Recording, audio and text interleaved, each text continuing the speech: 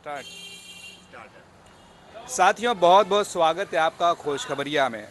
इस वक्त हम बातचीत करने के लिए मौजूद हैं बनारस में, और आज हम विधानसभा चुनावों को जो ऐलान हुआ है 5 राज्यों में, तेलंगाना, मध्य प्रदेश, छत्तीसगढ़, मिजोरम और राजस्थान।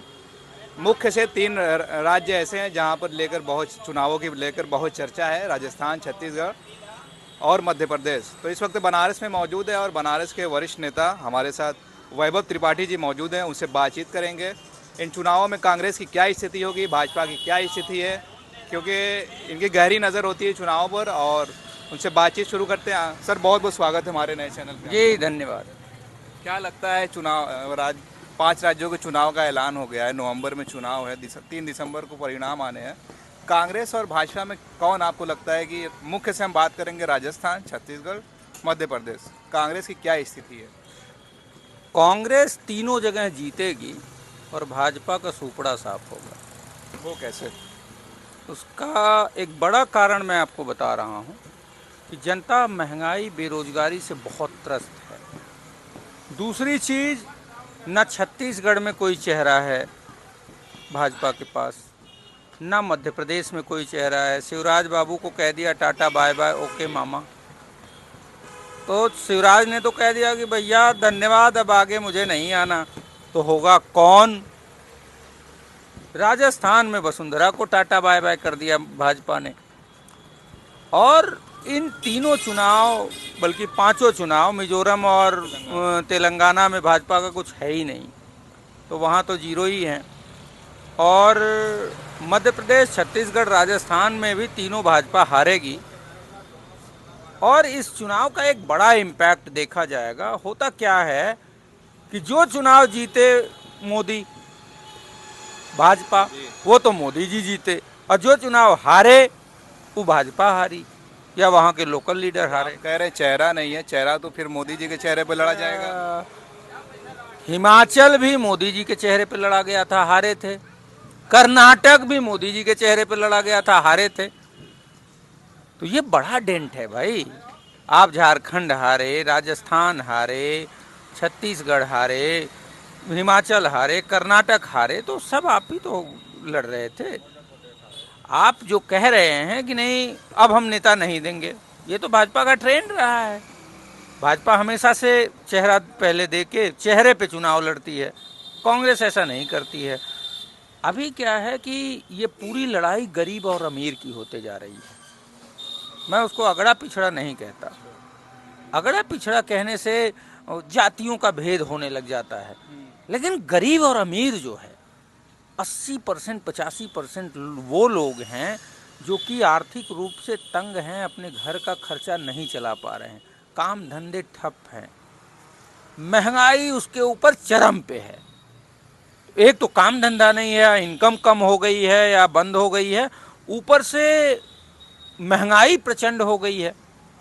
तीसरी बात, जो गरीबों के बच्चे सेना में जाते थे, रेलवे में जाते थे, सरकारी विभागों में जाते थे, लगभग हर साल 3 से 4 लाख वैकेंसियां अलग अलग विभिन्न विभागों में, उसमें आर्मी और रेलवे का ज़्यादा योगदान होता था।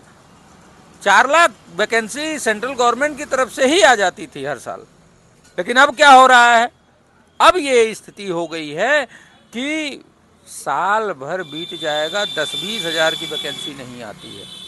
और होता क्या है कि 2000-1000 पद की वैकेंसी निकली, उसके लिए फॉर्म भरा कम से कम 5 करोड़ लोगों ने।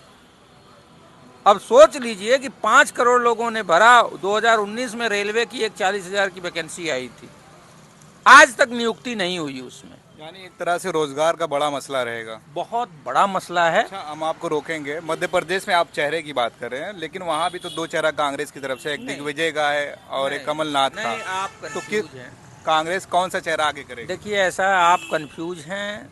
दिग्विजय जी हमारे पूर्व मुख्यमंत्री हैं, और अभी रिसेंट जो इन्होंने चोरी करके सरकार हासिल कर ली, 1.5 साल में ही चोरी कर ली, लोकतंत्र की हत्या करके, खरीद फरोख्त करके जो सरकार बनाई, उससे पहले मुख्यमंत्री कमलनाथ जी थे।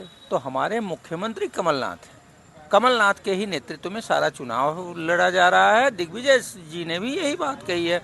दिग्विजय जी उस भूमिका में हैं कि हम सहयोग आपको कर रहे हैं और आप आगे बढ़िए, हर सहयोग हम आपको देंगे। और राजस्थान, दूसरी चीज, मैं एक बात और कहना चाह रहा था, इस सरकार में, केंद्र की मोदी सरकार और प्रदेशों में जो भाजपा की सरकार है, उसमें कर्मचारियों का भविष्य भी अधर में है और युवाओं का तो आज ही सर्वनाश हो रहा है।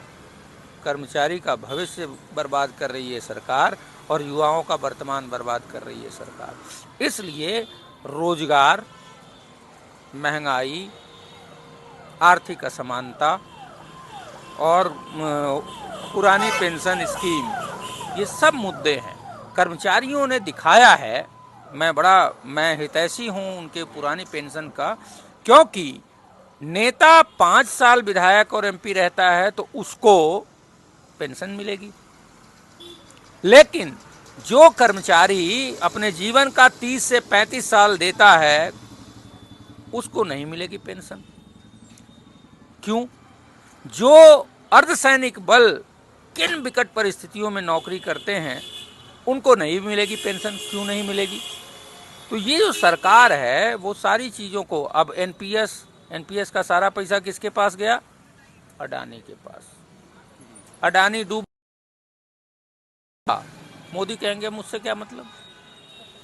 तो अडानी के लिए देश नहीं है, अडानी के लिए सरकार नहीं है, ये सरकार इस देश की गरीब जनता के लिए है। लोकतंत्र जो है, इस सरकार ने लोकतंत्र को पैरों से रौंद दिया है। लोकतंत्र संवाद से चलता है। कोई कानून आप बनाते हैं तो संख्या बल से कानून बन जाना गलत है। सर्वसम्मति से जो कानून बने, संवाद से जो बिना बहस के कानून पास हो जाते हैं। 2014 से पहले आज तक कभी ऐसा नहीं हुआ कि संसद में कोई कानून आया हो, कोई विधेयक आया हो और वो बिना चर्चा के पास हो जाए।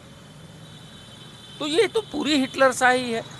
कोई 24 में पता चलेगा फिर, क्योंकि ये सेमीफाइनल माना जा रहा है जो हम बातचीत कर रहे हैं। देखिए, मैं इस बात को आपको आज ही कह देता हूं कि ये पांचों राज्य बीजेपी मोदी के चेहरे पे लड़ रही है और पांचों हारेगी।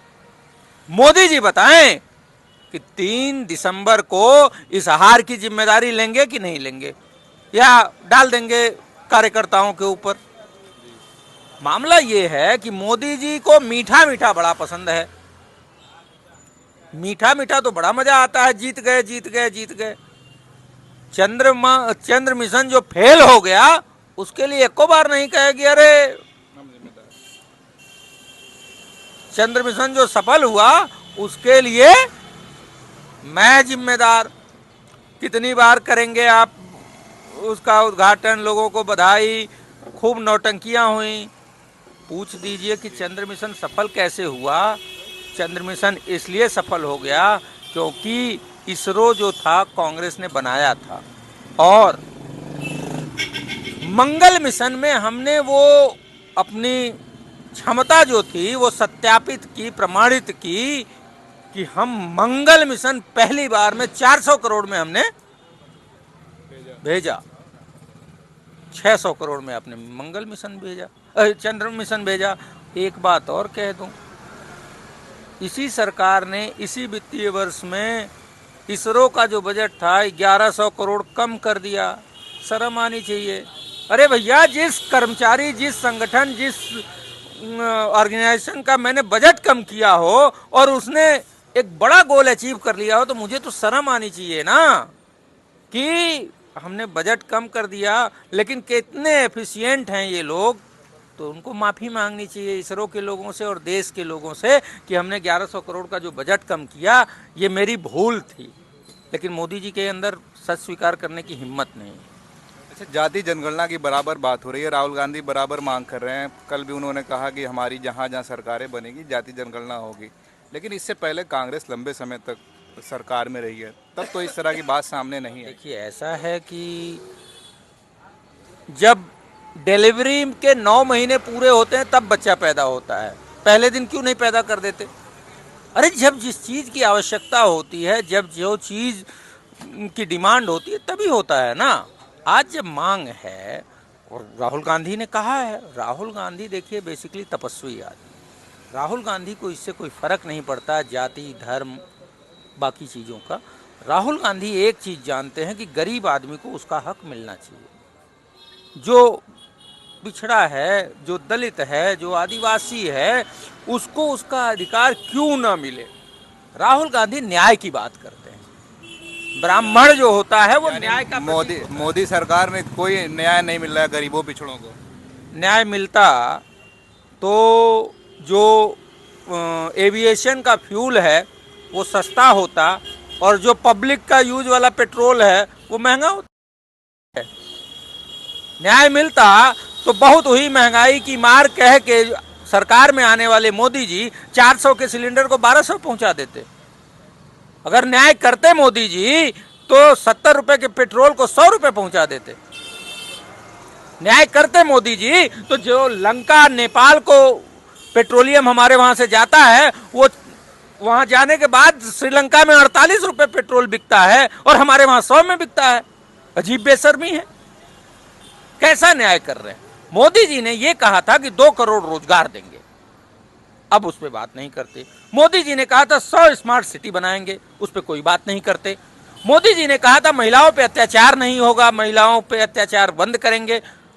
बृजभूषण सेंगर भाजपा के बहुत सारे लोग हैं, जानते हैं। एक सोशल मीडिया पे डिमांड चली थी कि बलात्कार के दोषी को फांसी की सजा हो, क्यों नहीं हुई? वो कानून क्यों नहीं बनाते हैं मोदी जी, जानते हैं? अरे भैया 40% सांसद भाजपा के उसमें बलात्कार के दोषी हैं, तो अदालत फैसला करेगी। अरे भैया मैं वो नहीं कह रहा हूं। संसद में कानून बनाने की जब पब्लिक ने मांग की तो इस पे कभी चर्चा किया मोदी जी ने कि नहीं बलात्कार करने वालों को फांसी होनी चाहिए? इसलिए चर्चा नहीं किया कि बहुत सारे भाजपाई जो हैं वो बलात्कार के आरोपी हैं। वो न्याय प्रक्रिया है, वो दोषी हैं नहीं है वो बाद की बात है, लेकिन कानून तो बनना चाहिए ना। एक शिगुफा दिया महिला आरक्षण, वो महिला आरक्षण 2039 से पहले लागू नहीं हो सकता। एक संवैधानिक संशोधन के तहत जो परिसीमन को फ्रीज किया गया वो 2026 तक के लिए सीटें फ्रीज हैं। 2026 के बाद जो सेंसस होगा उस सेंसस में के बाद, मतलब 2026 के बाद सेंसस कब होगा? 2031 में। 31 के बाद रिपोर्ट 32 तक आएगी। उसके बाद परिसीमन आयोग का गठन होगा, डिलिमिटेशन की बात होगी। वो जब गठित होगा तो 5 से 6 साल लेते हैं, तो 32 6 38 साल, 2038 हो जाएगा। थोड़ा तो इंतजार कर लीजिए। नहीं, अगर वो लागू होगा भी अगर, तो वो 2039 के बाद होगा। तो इंतजार हम तो कर ही रहे हैं। हम तो ये कह रहे हैं कांग्रेस और इंडिया गठबंधन के लोग कि आप जब आरक्षण का बिल हम सभी समर्थन करते हैं 2024 के उसमें लगा दीजिए। तो मोदी सरकार ने बड़ा चालाकी से उसमें सेंसस और डिलिमिटेशन क्लॉज जोड़ दिया जिससे महिलाओं को आरक्षण का लाभ न मिले। लॉलीपॉप एक तरह से दिख रहा है। बिल्कुल बिल्कुल वही 15 करोड़ लाख वाला था मामला। एक शिगुफा ये था। मैं एक चीज़ और कहना चाह रहा हूँ कि जो महिलाओं को ये आरक्षण की बात कह रहे हैं वो महिलाओं का आरक्षण बिल्कुल पोस्ट डेटेड चेक का है। मैंने आपको एक 5 करोड़ का मैं चेक दे दूं 2039 का, और मैं आपसे कह दूं कि भैया हमको ये सप्लाई कर दो ये माल। ये बिल्कुल वैसा ही है, पोस्ट डेटेड चेक है मोदी जी का, जिसका कोई भरोसा नहीं है। क्योंकि मोदी जी बोलेंगे कुछ और उनके एक अभिन्न सहयोगी हैं तमल थिलेदा, वो आएंगे कहेंगे दुमला था जी दुमला। तो इन जुमलेबाजों से देश मुक्ति चाहता है। यही कारण है कि मध्य प्रदेश, छत्तीसगढ़, राजस्थान, तेलंगाना, मिजोरम, हर जगह की जनता, हर जगह गरीब लोग हैं। हर जगह लोग अपना घर चलाने के लिए परेशान है। उनके पास इतने पैसे नहीं हैं कि वो घर चला सकें। बच्चों की फीस नहीं भर पा रहे हैं। स्वास्थ्य सुविधाएं, मैं आपको बताता हूँ राजस्थान में क्यों रिपीट हो रही है इस बार कांग्रेस सरकार। राजस्थान में कांग्रेस का जो गहलोत हैं और पायलट हैं, इनमें भी कुछ तनातनी हुई थी और देखा जा रहा है कि इसका फायदा बीजेपी को। ऐसा है कि ये कांग्रेस संवैधानिक पार्टी है ना, भाजपा में हिम्मत नहीं है कि कोई किसी के मोदी के खिलाफ बोल दे। हिम्मत है गडकरी की बोलने की, राजनाथ की बोलने की? किसी की हिम्मत है? बिल्कुल नहीं है।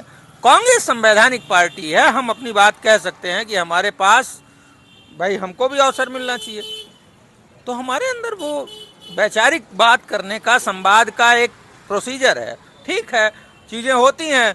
अब गोदी मीडिया उसको ज्यादा तूल देता है, वसुंधरा के विरोध को नहीं तूल देता है, तो वो गोदी मीडिया जाने, हमसे उससे क्या लेना देना। राजस्थान में अभी एक मैं देख रहा था, एक गरीब आदमी से एक मीडिया वाले ने पूछा कि गहलोत, मोदी जी ने आयुष्मान कार्ड दिया, कहा तुम्हारे आयुष्मान कार्ड को कोई हॉस्पिटल वाला लेता ही नहीं, और तुम 5 लाख की बात करते हो। हमारे गहलोत ने 25 लाख की गारंटी दी है। किसी गरीब को बड़ी से बड़ी बीमारी हो जाए, कोई बड़ा से बड़ा दुर्घटना हो जाए, एक चवन्नी नहीं लगनी है उस गरीब की, क्योंकि गरीब आदमी को इलाज में, गरीब आदमी 2 साल 4 साल कमा के जो बचाता है 2-4-5 लाख रुपए, वो एक आदमी बीमार हो जाए, एक आदमी की दुर्घटना हो जाए, वो सब पैसा खर्च हो जाता है। और वहां 25 लाख तक का इलाज हर प्राइवेट हॉस्पिटल में, ये नहीं है कि सरकारी हॉस्पिटल, आयुष्मान कार्ड की तरह कोई रिजेक्ट नहीं कर सकता, मिलेगा। राहुल गांधी ने अभी लेटेस्ट में एक जनसभा में सुन रहा था, राहुल गांधी ने कहा कि जो चीज हमने राजस्थान में की है, छत्तीसगढ़ में की है, छत्तीसगढ़ में 3500 रुपया क्विंटल धान का रेट है, बिजली बिल सस्ती है, बिजली बिल गरीबों का माफ है, राजस्थान में 25 लाख का इलाज मुफ्त है, इंदिरा रसोई में 8 रुपए में भरपेट भोजन मिलता है, किसानों का कर्जा माफ हो रहा है। जो चीजें हम अपनी कांग्रेस सरकारों में, कर्नाटक की सरकार में कर रहे हैं, छत्तीसगढ़ की सरकार में, हिमाचल की सरकार में, राजस्थान की सरकार में कर रहे हैं, पेंशन, पुरानी पेंशन बहाल करने की बात कर रहे हैं, ये सारी चीज हम चाहते हैं पूरे देश में करें। जब हम करेंगे तो जब भाई जनता को होप है।